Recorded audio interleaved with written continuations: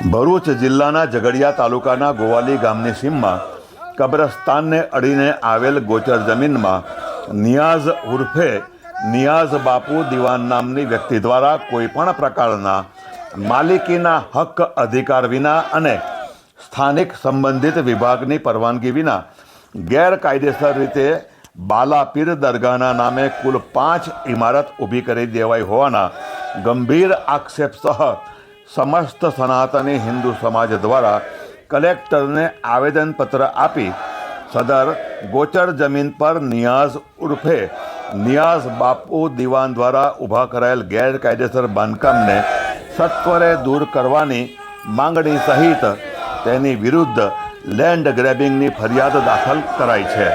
આ ઘટના સંદર્ભ જાણો લોકાક્રોશ।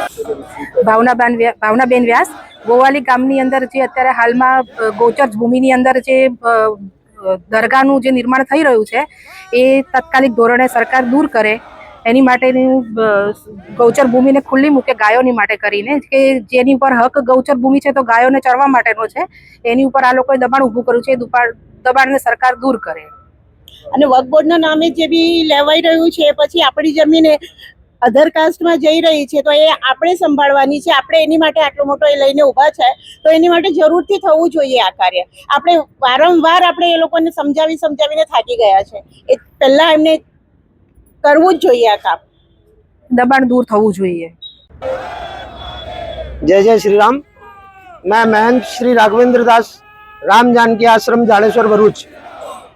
मैं सरकार से निवेदन करना चाहता हूँ, जो लैंड जिहाद के नाम पर जो आज विधर्मियों द्वारा पहल जो चलाई जा रही है उसकी तरफ थोड़ा ध्यान दे सरकार, विशेष ध्यान दे, इसकी आवश्यकता है।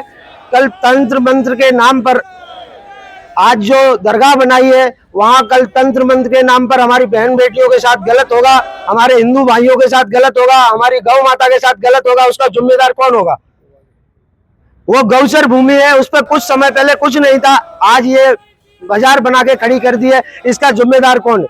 हम सभी हिंदू भाई ये पूछते हैं कि ये गौचर भूमि पर जो जगह बनाई है, जो दरगाह खड़ी करी है, उसका जिम्मेदार कौन? तो सरकार सख्त से सख्त कदम उठाए और जो लैंड जिहाद हो रहा है, जो वक्फ बोर्ड के नाम पर जो जगह जगह कब्जा किए जा रहे हैं, जगह जगह हिंदुओं को बहलाने फुसलाने के लिए जो गतिविधियां अपनाई जा रही हैं उनको जल्दी से जल्दी कंट्रोल करें, यही हम सरकार से प्रार्थना करते हैं।